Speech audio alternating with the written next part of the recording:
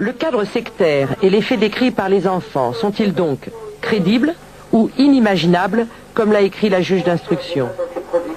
Nous avons posé la question à Paul Ariès, sociologue spécialiste des sectes et de la maltraitance des enfants, qui a mené des études pour le ministère de la Santé.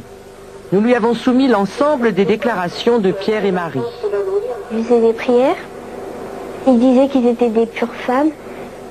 En fait, ils disaient qu'un jour, il y avait la planète, tous les gens de cette planète, ils étaient éparpillés sur la Terre.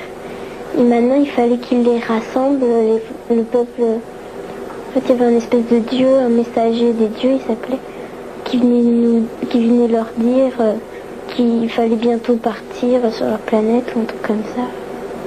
C'est débile, quoi.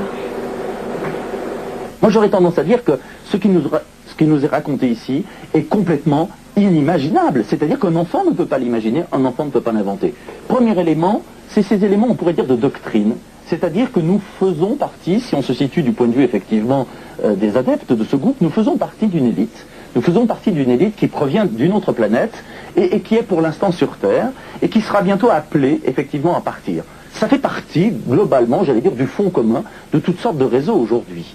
La nécessité également, finalement, de tuer quelqu'un pour le sauver, ou pour sauver, effectivement, l'humanité. Également, toutes sortes de rites où on nous parle à un moment donné, on nous dit, ces hommes, ce sont des pures femmes.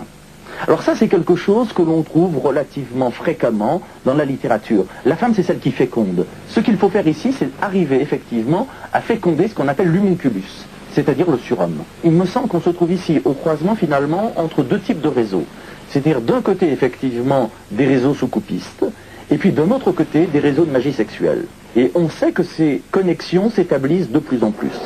Il y avait des gens qui avaient des espèces, enfin pas des masques de plongée, mais des espèces de lunettes avec un truc sur la bouche, enfin habillés comme avec des blouses. Et il y avait une table avec dessus des mains découpées d'enfants, une tête d'enfant, et puis des espèces de... Enfin, je sais pas si c'était des boyaux, des espèces de trucs comme ça. Et ils mettaient ces choses, enfin ces mains et tout ça, dans des bocaux. Ces mains coupées dans des bocaux, c'est quelque chose qui existe. Et qu'est-ce que ça représente, les mains coupées dans les bocaux? Alors là encore, il y a plusieurs interprétations possibles. C'est-à-dire que l'on peut avoir tout simplement des pratiques de type de cannibalisme. L'objectif étant d'arriver effectivement à augmenter sa propre puissance, à apprendre aussi, j'allais dire, à souffrir, apprendre à faire souffrir pour devenir plus puissant. Ça te semblait, sur cette table, être des vraies mains d'enfant? Ah oui, il y avait du sang et tout ça. Qu'est-ce que tu as ressenti, toi? Moi, j'avais très peur. Qu'est-ce que tu as pensé? Moi, je me disais qu'on était les prochains qu'ils allaient tuer. La seule difficulté ensuite, c'est de savoir finalement, lorsque ces enfants nous racontent ces monstruosités, est-ce qu'ils racontent des faits qu'ils ont véritablement vécus ou est-ce qu'ils racontent les hallucinations qu'on leur a fait vivre? On utilise sans aucun doute un certain nombre de drogues pour effectivement soit provoquer des amnésies artificielles, soit au contraire pour produire des hallucinations. Donc tout le discours des enfants, j'allais dire, est un discours crédible, me semble-t-il, mais c'est un discours qui doit être déconstruit. C'est-à-dire que toute une partie de ce que les enfants nous racontent renvoie peut-être à des hallucinations volontaires. L'objectif étant notamment de les terrifier, pour les empêcher effectivement de parler. Pour la défense, c'est-à-dire pour maître Smadja Epstein, l'avocate du père de Pierre et Marie, il ne s'agit pas d'hallucination, mais simplement de l'imagination des enfants. Véritablement, personne n'a cru à l'histoire de ces enfants, et en fait, on ne pouvait pas y croire. On ne pouvait pas y croire, pourquoi? D'abord parce qu'ils ont, dans un premier temps, dit simplement qu'il était violent, et pas du tout qu'il avait commis des violences sexuelles. Ensuite, les violences sexuelles, petit à petit, se sont aggravées.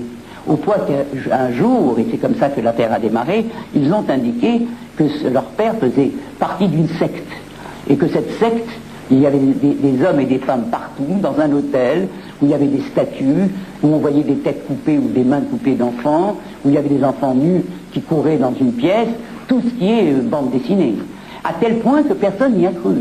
on a retrouvé des bandes dessinées exactement dans le même style que les paroles des enfants. Les Tintins, La Griffe Noire, où il y a des scènes assez violentes, les Cigares du Pharaon, il y a aussi des scènes assez violentes. Ils ont, à la base, été, semble-t-il, influencés, même inconsciemment, par un récit de la mer ou de...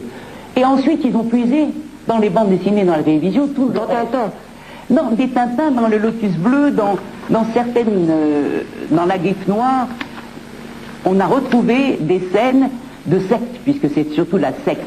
Regardez, en particulier, il parlait de gens drapés, les enfants parlaient de gens drapés, avec des phrases qu'on retrouve.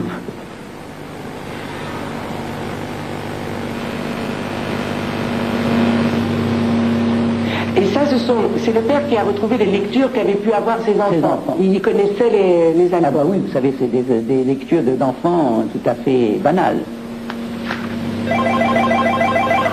Le père des enfants a refusé une interview filmée. Plusieurs choses. Nous avons appelé vos enfants Pierre et Marie.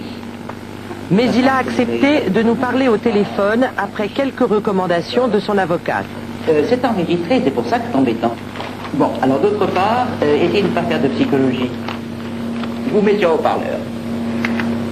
Vous avez été accusé par vos enfants de faits incestueux dans un cadre sectaire. Qu'en dites-vous? Bah rien, moi j'avais dit ce que j'avais à dire au niveau de la justice, bien entendu. Alors le récit de votre fille semble vraiment tout à fait incroyable. Elle parle de cadres sectaires, de rituels. Je pense que nous avons tous un imaginaire, Zorro, les fées, les machins, les trucs. Enfin, je crois que l'imagination aide beaucoup, l'imaginaire, la lecture, ces choses-là. Nous avons tous cet imaginaire, heureusement d'ailleurs. Mais est-ce qu'une enfant peut être confrontée à tel imaginaire dans les livres? Est-ce qu'une enfant lit des choses de ce type? Bah, rappelez-vous votre enfance. Oui, et puis j'ai parlé des bandes dessinées que... Rappelez-vous votre enfance. Chaque enfant a un imaginaire. Voilà comment je vois les choses. La petite, en fait, parlait de choses mais absolument incroyables. Je me rappelle pas de tout, mais de choses absolument incroyables. Bon, je crois qu'on était en pleine affaire du trou, et alors on s'est retrouvés, vous imaginez, bon voilà, c'est l'affaire du trou à peu près, avec une sorte de choses, mais absolument incroyable, avec en fait des évocations très claires, enfin d'ailleurs pas très claires, d'actes sexuels d'ordre, je crois, de sodomie, de fellation, de choses comme ça. Dans cette affaire, comment pensez-vous que Marie puis Pierre aient été amenés à faire de telles déclarations? Je crois que quand il y a un divorce, il y a encore une fois une perte de repère au niveau des enfants, au niveau des parents également, enfin du couple, vais-je dire. La période où les parents normalement seraient censés reconstruire